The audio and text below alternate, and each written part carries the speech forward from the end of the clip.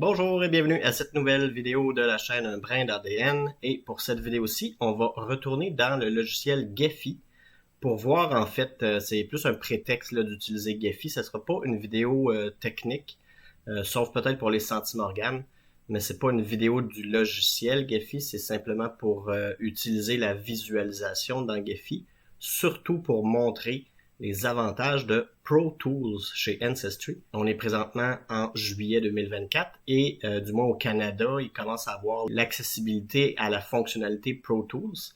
Donc Ancestry qui rend ça disponible progressivement. Et pour ma part, ça fait à peu près 2 semaines que je l'ai. Et je vais utiliser mon cas de figure pour montrer qu'est-ce que Pro Tools peut faire pour fournir des indices additionnels sur ces matchs ou ces correspondances en français. Donc, comme je disais, on va être dans Gephi aujourd'hui, mais c'est un prétexte en fait pour illustrer le visuel. Donc, ce ne sera pas une vidéo technique.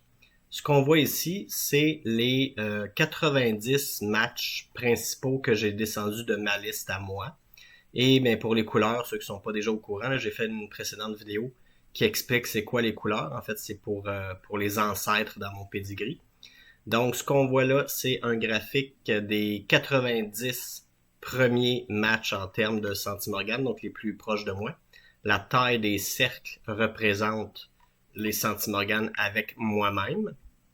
Et les lignes, évidemment, c'est les gens qui peuvent correspondre entre eux. Donc, avec moi, c'est la taille des cercles. Donc ici, il y a ma mère qui a testé. Et plus les cercles sont petits, ben plus les centimorganes avec moi sont petits également. Donc plus les cercles sont petits, plus l'ancêtre commun que j'ai avec ces gens-là est éloigné. Ensuite, les couleurs, ben, c'est selon mon pedigree, comme je disais. Donc sommairement, en fait, les couleurs un peu plus vert et bleu sont du côté maternel pour ma part. Et les autres couleurs un peu plus chaudes sont du côté paternel. Donc dans ce cas-là, ce qui se passe, c'est que en haut, c'est donc le côté de ma grand-mère paternelle, donc la mère de mon père. Ce côté-là orangé, c'est le père de mon père. Ici, en fait, ça serait, étant donné que ma mère a testé, là, ça fait que ça génère un graphique un peu plus en triangle, mais il y a moyen que je retire ma mère ici. Donc, si je filtre, c'est un des avantages de Gephi, là, c'est qu'on peut filtrer les informations en temps réel. Donc, si je retirais ma mère et que je roulais de nouveau le diagramme, on verrait que un carré se dessinerait un peu plus clairement. Évidemment, ici, j'ai la fille d'un de mes cousins du côté maternel, donc ça fait que tout le monde, ça fait que ça rapproche ces pointes-là. Mais quand même, on peut voir qu'il y a une tendance qui se dessinerait, que ça ferait pratiquement un carré. Donc, si je le remets un peu plus dans un sens comme ça, on voit que ça fait quand même des pointes d'un carré.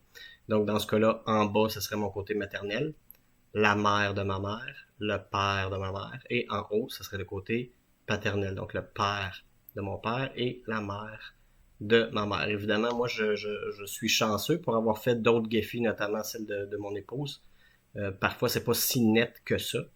Mais dans mon cas à moi, mes 4 grands-parents, en fait 4 couples d'arrière-grands-parents, venaient de communautés au Québec qui étaient assez distantes une de l'autre. Donc, par chance, en fait, étant donné que ces communautés-là n'avaient pas vraiment de lien entre elles, ça fait vraiment 4 coins séparés.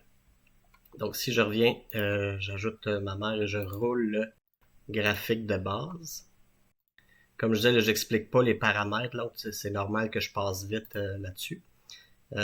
Juste expliquer en fait qu'avec Pro Tools, la grande nouveauté, c'est qu'on peut désormais savoir quels sont les centimorganes partagés avec les correspondances entre elles. Donc avant, ce qu'on avait, c'était la valeur des centimorganes avec soi-même, donc la taille des cercles dans ce cas-là que j'ai mis dans le diagramme. Et tout ce qu'on savait, c'était si oui ou non, donc c'était très binaire comme information. On savait simplement si oui ou non la personne correspondait avec une autre personne. Mais c'était 1 ou 0. Avec Pro Tools, on voit la quantité de centimorganes maintenant entre ces personnes-là. Donc, on peut voir de leur côté quel genre de famille ils ont. Donc, je vais expliquer grosso modo. Je vais juste remettre Le graphique, je vais remettre le graphique dans le bon ordre.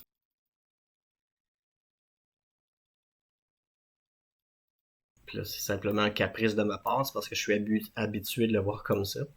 Donc la première chose que je voulais montrer, c'est toujours à l'aide de Gephi, on peut filtrer les nombres de centimorganes entre les gens. En fait, c'est ça que Pro Tools offre notamment. Là, il y a d'autres bénéfices aussi lorsqu'on s'abonne à Pro Tools.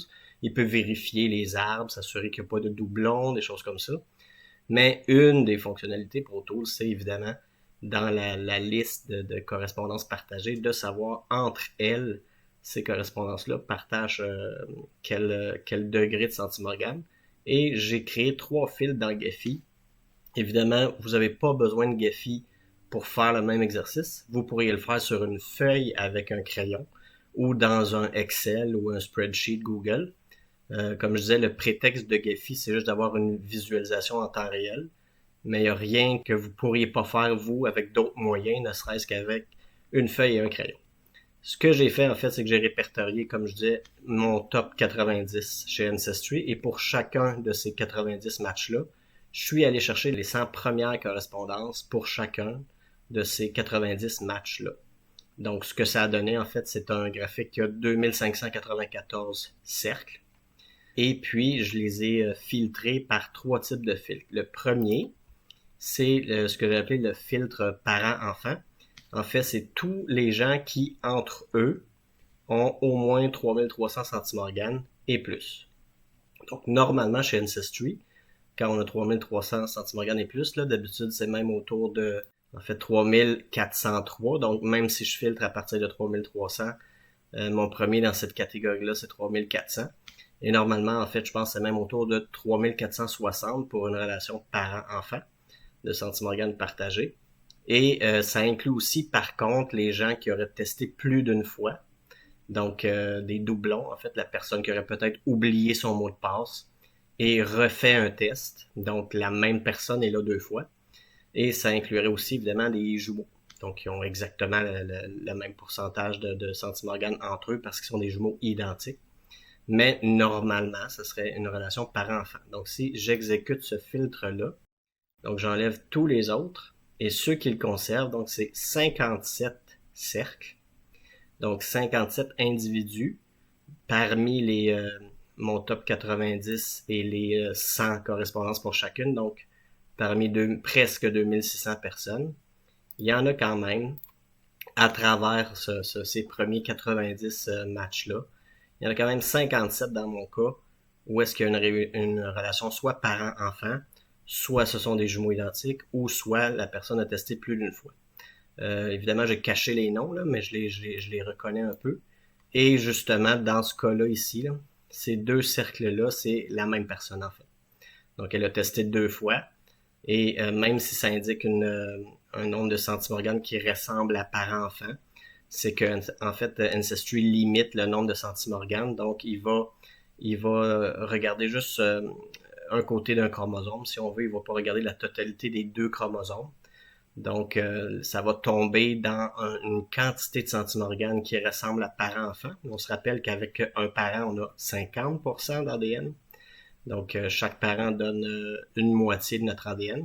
Donc, en temps normal, c'est d'ailleurs une question que j'ai posée, là. En temps normal, une personne avec elle-même devrait partager 100% de son ADN et non pas juste 50%, mais Ancestry va mettre en termes de centimorganes que c'est à peu près la moitié de son ADN. En fait, ce qui se passe, c'est qu'il ne regarde pas les 2 côtés des chromosomes. En fait, il va regarder simplement sur un total de centimorganes d'une personne si ça correspond sur la longueur des 22 premières paires de chromosomes, sans regarder les 2 chromosomes, donc les régions identiques. Là.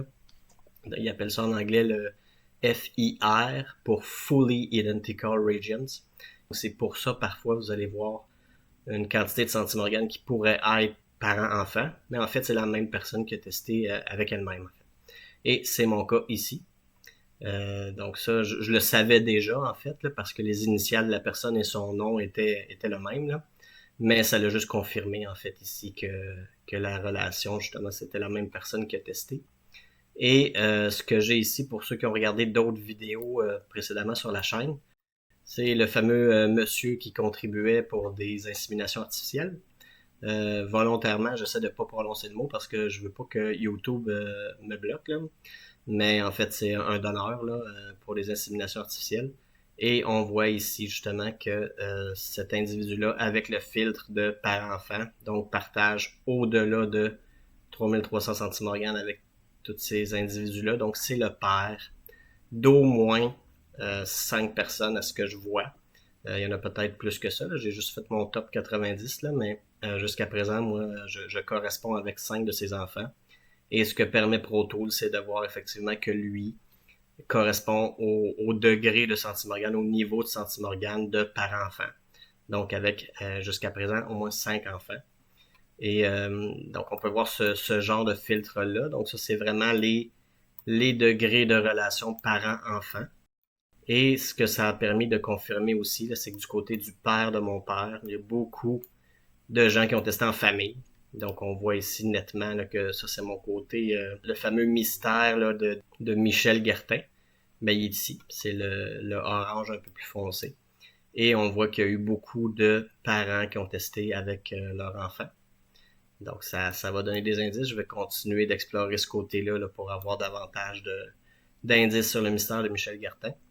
Donc voilà, ça c'était pour le premier filtre. J'en ai fait 2 autres aussi. Donc, on peut commencer par isoler les relations parents-enfants. Là, vous allez me dire à quoi ça sert en fait de voir que entre eux, ils ont une relation de parent-enfant ou d'autres relations. Mais en fait, ce que ça permet, c'est premièrement quand la personne a un nom chez Ancestry qui est comme masqué ou qui est juste des initiales avec des chiffres, parce que c'est pas tout le monde qui met leur prénom et leur nom. Il y en a qui mettent juste des chiffres avec des initiales, des choses comme ça. C'est un peu plus difficile de savoir où est-ce qu'on peut placer cette correspondance-là. Avant, on pouvait quand même essayer de déduire parce que la personne correspondait de façon binaire, donc oui ou non avec quelqu'un. Mais là, en sachant le degré où est-ce qu'elle se place dans la famille, en fait, entre elles, ben, ça permet de pouvoir chercher des actes de décès ou des choses comme ça en ayant peut-être le nom de famille de quelqu'un, en voyant que, bon, ben, cette personne-là, son fils a testé ou sa fille. Puis on peut le déduire par la taille du cercle, parce qu'on se rappelle que la grosseur du cercle, c'est les centimorganes avec moi. Donc, si ici il y a une relation parent-enfant, puis que le cercle est plus petit ici, ben nécessairement le plus grand cercle est le parent et le plus petit cercle est l'enfant. Donc, on peut vraiment placer pratiquement le pedigree là, des correspondances entre elles avec ce nouvel outil-là. Donc, le deuxième filtre que j'ai fait, c'est au niveau de, si on revient au graphique de base, c'est au niveau de frères et sœurs. Donc, le deuxième filtre part de 2300 centimorganes jusqu'à 3299, donc juste 1 centimorgane de moins que j'avais mis pour le filtre précédent. Donc, en théorie, cette fourchette-là de centimorganes devrait contenir principalement des frères et sœurs. Donc, entre 2300 centimorganes et 3300. Donc, je vais juste réactiver celui de parent-enfant. Ça, c'est celui de tout à l'heure, parent-enfant. Donc, essayez de vous rappeler les points sont où. En fait, je vais zoomer, là, mettons juste sur un côté ici. Donc, ça, c'est parent-enfant. Et si je l'arrête et j'active le filtre de frères et sœurs, ben, on voit qu'il y a certains des cercles qui étaient avec parent-enfant qui sont désormais avec frères et sœurs. Donc, je reviens parent-enfant. Donc, on voit ici qu'il y a celui-là. Si j'arrête et je mets plutôt frères et sœurs, ben on voit que la même personne a des frères et sœurs ici, mais elle avait aussi des relations de parents-enfants qui sont pas avec ces cercles-là. Donc, était, par exemple, cette personne-là était parent de 2 autres cercles ici. Et en même temps, si j'active le fil de frères et sœurs, ben cette même personne-là est frère et sœur ou relation similaire, là, mais ça devrait principalement être frère et sœur avec ces deux-là. Donc, comme je disais, avec ces nouveaux filtres-là, on peut vraiment savoir, ben, cette personne-là, avant, tout ce que je savais, c'est qu'elle correspondait avec ces autres personnes-là, mais je savais pas comment.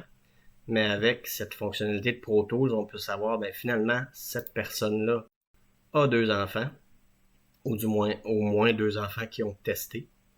Et cette même personne-là est probablement frère et sœur avec au moins 2 autres personnes.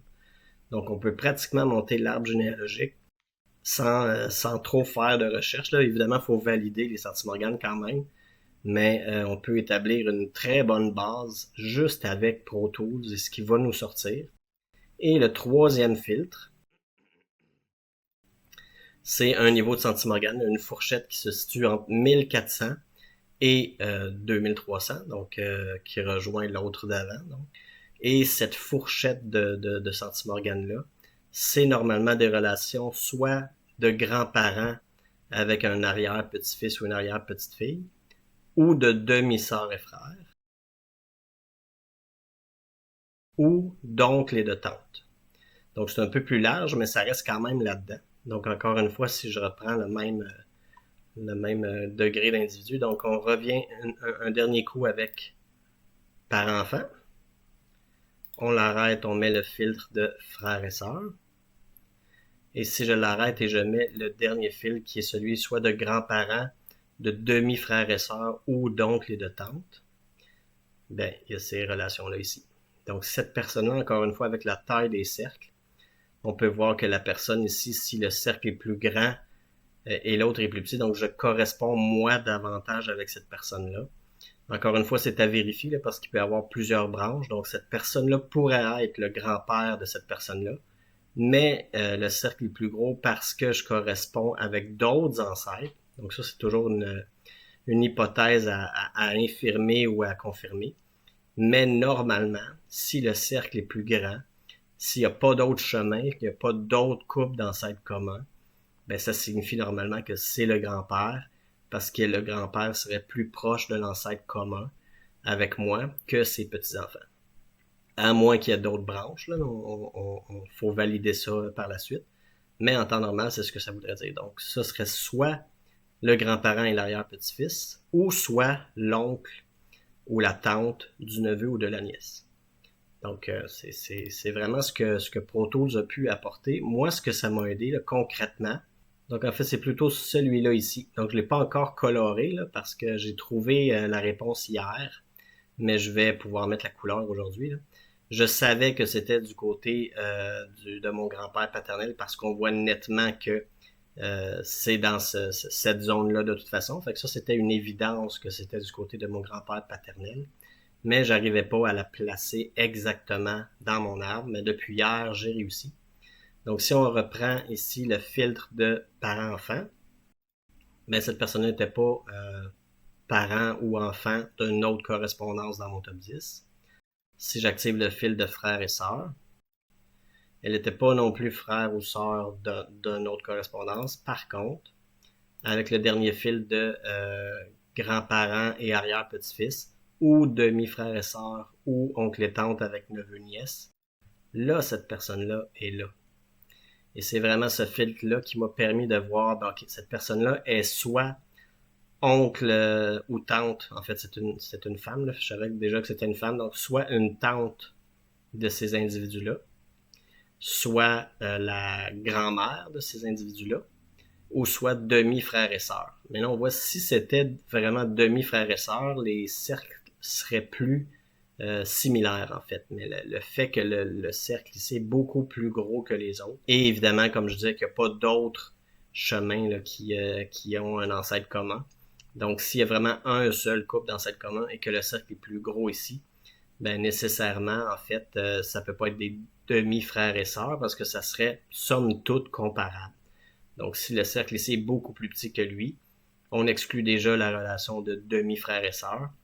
Donc, du moins, faut quand même valider, là, mais on peut quand même douter que c'est davantage soit grand-mère ou soit tante. Donc, dans ce cas-là, en fait, c'est la tante de cet individu-là et c'est la grand-mère de cet individu-là. Donc, en sachant que c'est la tante de cet individu-là et de celle-là, et la grand-mère de cet individu-là, ben j'ai pu placer finalement ce match-là là, qui était parmi mes 10 premiers chez Ancestry. Là, ça fait déjà plus de 3 ans là, que j'avais fait mon test. Et c'était le plus haut, la personne avec le plus haut degré de centimorgane que j'avais pas réussi à placer exactement dans mon arbre. Eh bien, grâce à Pro Tools hier, j'ai réussi à la placer en sachant déjà cette personne-là, elle était où. Et ces personnes-là étaient où? Ben, avec le degré de relation, là, en déduisant que c'était une tante ou une grand-mère et que ça pouvait pas être une demi-sœur, eh bien, j'ai réussi hier à la placer. Donc, c'est un exemple de ce que Pro Tools peut permettre en sachant les degrés de famille, en fait. Ça fait qu'on a un aperçu, en fait, à quoi ressemble le pedigree de ces individus-là. Donc, on peut regarder un autre exemple, par exemple, ici, qui est du côté de la mère de mon père, en fait. Donc, si je roule de nouveau le fil de parent-enfant, on voit ici que cette personne-là est le parent de cette personne-là, celle-là, parent de cette personne-là. On roule le filtre de frères et sœurs. Donc ici, on voit qu'il y a frères et sœurs ici, ou similaires, là, ou relations similaires. Et le dernier fil de grands-parents, oncles et tantes, ben, ça permet d'avoir vraiment, en quelques déductions, selon les niveaux de sentiment organe, mais qui est le frère et la sœur de qui est le grand-parent de qui et qui est le parent direct de qui. Donc, voilà un peu à quoi sert, quelle est l'utilité de Pro Tools chez Ancestry. Donc, j'espère que vous avez apprécié la vidéo. J'espère surtout que vous allez vous inscrire à Pro Tools. C'est une option payante mensuelle. Par contre, on peut l'arrêter évidemment quand on veut. Là. Donc, il n'y a rien qui vous empêche pendant un mois ou deux de vous concentrer, d'aller chercher les informations. Donc, si vous avez des vacances cet été, peut-être en profiter, ou si vous êtes à la retraite, tant mieux. J'ai hâte d'être à la retraite pour faire ça. Donc, si vous pouvez, ne serait-ce qu'avoir l'option pendant quelques mois, récolter les données, les mettre dans un Excel ou les récolter quelque part, vous pouvez vous désabonner ensuite et quand même avoir accès à ces données-là. Donc, pour ma part, ça m'a aidé à résoudre des mystères, en tout cas au moins 4 mystères jusqu'à présent. Ça fait seulement 2 semaines. Donc, merci beaucoup pour votre écoute et à la prochaine!